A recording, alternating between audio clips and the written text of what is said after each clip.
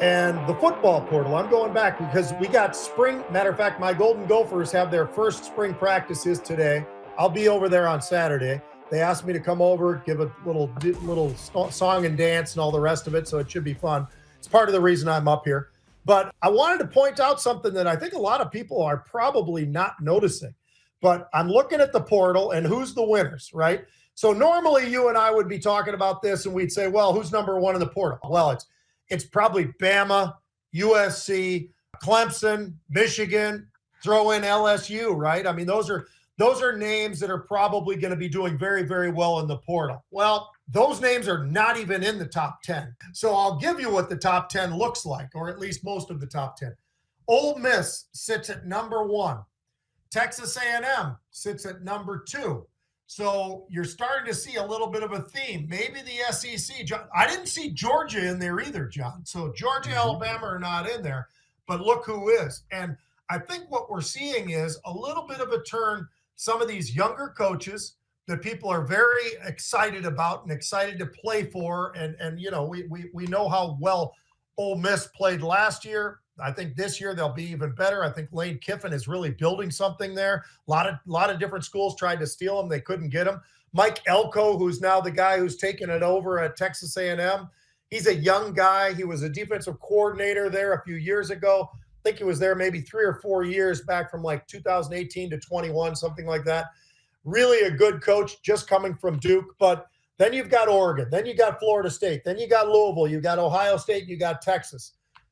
I'm not seeing a whole lot of the old guard, really, John. It's kind of like the younger and the newer. I'm not seeing Oklahoma on that list. I'm not seeing Washington on that list. I'm not seeing USC, UCLA.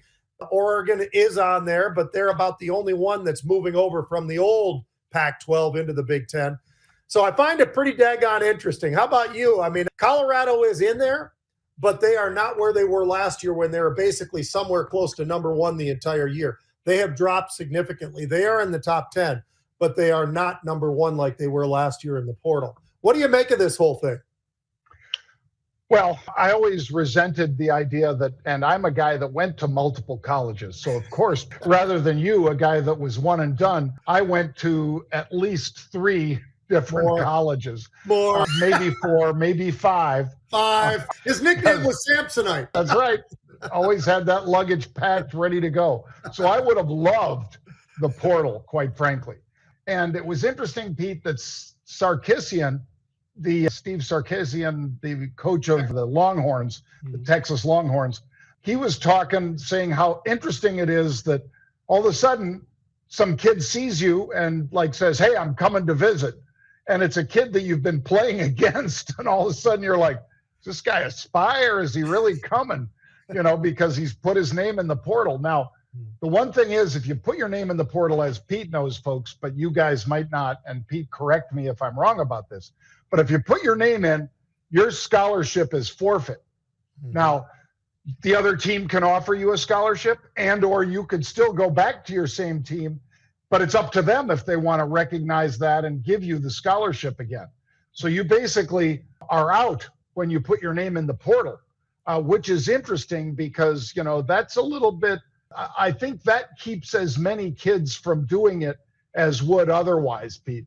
Because if you're sort of a kid on the edge, you think you've got a raw deal at the place where you're at and you want to try someplace else, but you've got a full ride, all of a sudden you're going, well, but are they going to think I'm as good as I think I am? Yeah. And that could be a problem. But anyway, I do agree with you, Pete. I'm surprised some of the schools aren't seeing the movement, but you know who I'm not surprised by? Alabama. Yeah. Alabama got a couple kids back from like Ohio State and others, kids that left Bama, went to Ohio State or went to some other school, and now they're transferring back down to Bama. So, you know, if you want to weigh that as these kids know what they're doing, that looks like a really positive for that team as a projection going forward. I would say Bama might look pretty tough again because of a lot of the talent that's come back. And why would they come back? Because they think that team is so loaded that they want to be part of that national championship run. Yeah, I would never blame a kid for wanting to go back if they wanted to go back. I think there's a mistake sometimes thinking the grass is greener, right? I mean, that's one of the issues and how difficult it is for these coaches. They first go out and recruit the kids, then they get the kids, but then the kids, you got to speak to them the right way, John, because if you coach them and maybe even yell at them, wow, they want to leave. They've really changed college football. These guys are a different breed, and it makes things a little bit more difficult. And I think we've heard a lot from Nick Saban lately about the portal, about NIL, about all this stuff. And I tend to lean with him. I mean, there's a lot of guys out there who are throwing rocks at him too, John. They're like, yeah, but you did this and you did that. And it's like, well, because it was there to do. Of course he's going to do it. He's going to take advantage of it if it's there. I mean, he'd be a fool not to. But the reality is, it's still, he knows it was still something that is still kind of killing college football to some degree. They're still doing everything, a lot of things right, obviously. But I think in terms of, some of these schools and wanting that commitment and having a guy come there, show up there, work his tail off. He maybe doesn't get on the field till his sophomore year, junior year, and then he starts playing football. I mean, that was the old way, but it's changed a lot, and these guys all want everything right now. Matter of fact, you probably saw this, John, but Nick Saban was telling the story about, a lot of the families would come there and they'd go, look, we don't really care about the rest of it. How much money are you going to give my kid? Yeah. Really? That's your biggest worry. That's the biggest worry. And anyway, I was surprised. I saw that interview, Pete, and I heard him talking about how he and his wife would have a lot of the kids from outside the state in particular over to their house for breakfast and things like that, so he could kind of mentor them as well as coach them. And then he said, all of a sudden, they're all just asking me, how much money are you going to give me? And his wife said, do you really still want to do this? Yeah. And you've made $11 million a year for a decade now. We can just kind of hang out on the boat and have a great life. Do you really need to have a bunch of 18 and 20-year-olds telling you need to pay them more?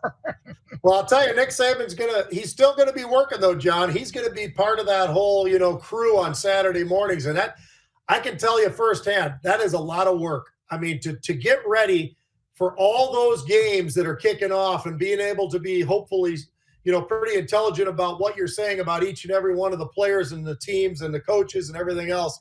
He's going to be doing a lot of work. He might be almost as much work as being a head coach at Bama. Yeah, not as much work as being the offensive or defensive coordinator, but probably as much work as being the head coach.